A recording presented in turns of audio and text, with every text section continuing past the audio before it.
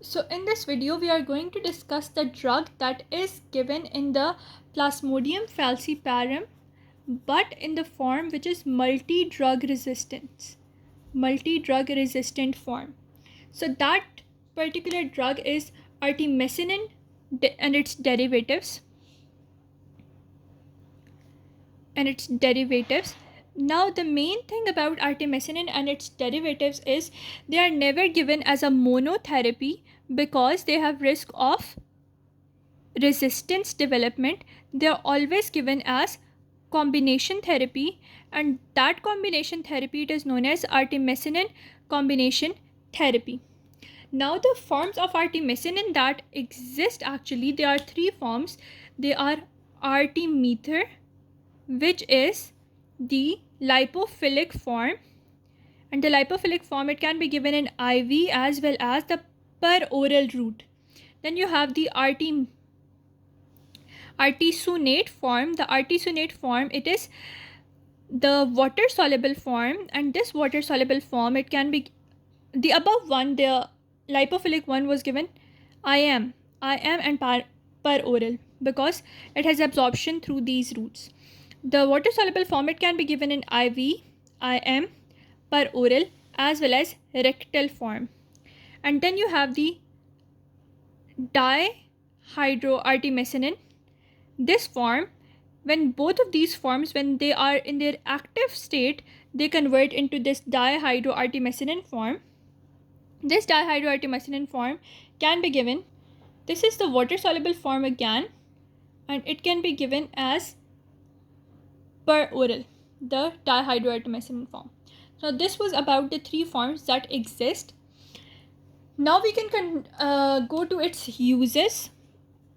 It has a lot of uses, especially its combination therapy. So first of all, we will talk about the uncomplicated malaria. Then we will talk about the malaria that is severe, and then we will talk about the complicated malaria. So first of all, the uncomplicated malaria, you are going to give the artemether and its combination therapy. So artemether and its combination therapy is lumefantrine. Understood? So artemether and lumefantrine. Now artesunate it can be given with a lot of things. It can be given with AQ, then it can be given with MQ, then it can be given with the SP. What do I mean by these AQ, MQ and SP? AQ is actually amidioquine, then MQ is mefloquine, and SP is sulfametazone pyrimethamine. So these are the three forms of artesunate that are given. Now the dihydroartemisinin, this form is given with pipraquine. So the artemether form was given with lumefantrine. The artesunate form, it could be given with AQ, MQ, that was amidioquine, the mefloquine, and SP, that is the sulfametazine pyrimethamine. And this DHA form, it can be given with the pipraquine form. So this was for the uncomplicated malaria. Now we have severe malaria. You are going to give RV artesunate. It is the most probable treatment. And the complicated form of this malaria, you are going to give artemisinin based combination therapy that are used in chloroquine resistant regions. So these are all the three uses that can be given. So artemisinin can be given in uncomplicated, in severe, and in complicated malaria. Now what is its mechanism of action? The mechanism of action is very important over here. This drug is going to form free radicals or reactive oxygen species. Now these free radicals and reactive oxygen species, what are they going to do? They are going to cleave something. And what are they going to cleave? They are going to cleave the endoperoxide bridge. And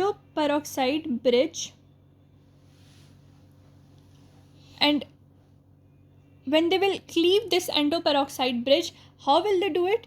They will do this by the heme iron that is already present in the food vacuole of the parasite. If you have seen chloroquine, you know that the plasmodium, it forms a food vacuole inside the red blood cells. So using the heme iron in the food vacuole of the parasite, you are going to cleave the endoperoxide bridge by the formation of the free radicals, and that it is mechanism of action of artemisinin. Using the heme iron from the food vacuole, you are going to cleave the endoperoxide bridge, and this heme iron is its free radical form or reactive oxygen species form, and the main thing is that endoperoxide bridge will be cleaved down. Understood? So this was the mechanism of action. Now when this endoperoxide bridge will be cleaved down, what it will do, it will damage the membrane. It will damage the membrane of both the mitochondria as well as the endoplasmic reticulum, and hence the red blood cell as well as the plasmodium food vacuole, both of them will undergo degradation, as well as apart from this whole mechanism, they also disrupt the calcium metabolism in the plasmodium parasite. One thing was cleavage of the endoperoxide bridge, damaging the membrane. Other thing was calcium metabolism disruption. And this artemisinin, it is going to act on both the trophozoite form as well as the schizonticide form of the Plasmodium falciparum, but it is given in multi-drug resistant forms. Now, why it is not given as monotherapy? Because of development of resistance. Now, about its adverse effects, there are no important adverse effects of this drug. The main thing is that this drug on its own, it is only going to cause nausea, vomiting, diarrhea. And in certain drugs, like you give combination therapy, because of the combination therapy, you can get QT interval prolongation. And this lumefantrine, this is very important because it is also going to inhibit certain drug forms, that is CYP 450 or CYP 3A4. This is going to go and disrupt the CYP 3A4 form, and because of that they will have certain toxicities. And this was a partner drug interaction that is causing an adverse effect. Now, because it is a combination therapy and everything, so what is another adverse effect? That it can cause rash or pruritus, you can say. Apart from this, it is not to be given, or it is contraindicated in first trimester of pregnancy. Why? Because it has the capability to cross the placenta. So it is not to be given in the first trimester of pregnancy. Similar, chloroquine was not to be given in the first trimester of pregnancy. So both of these drugs, one which was for the sensitive form and other that was for the multi-drug resistant form, we have discussed them.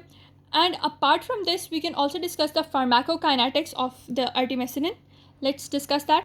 So in pharmacokinetic, you firstly discuss the root. So we have discussed the roots of all these forms. Now we are going to discuss the metabolism. Metabolism is mainly by liver. And its excretion. Excretion is mainly by urine and bile. Now we can talk about its half-life. The half-life is very small, like it's 1 to 3 hours. That is why you need combination therapies for this drug. So this was the whole thing, and it is administered in the inactive forms, which are converted into the active form, that is dihydroartemisinin. So this was all. Its uses are in uncomplicated, severe and complicated malaria, and mechanism of action is cleavage and calcium metabolism disruption.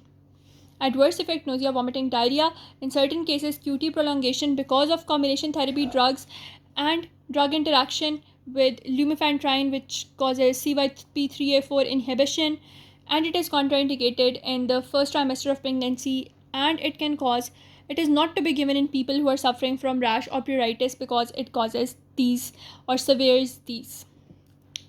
So this was all about the artemisinin.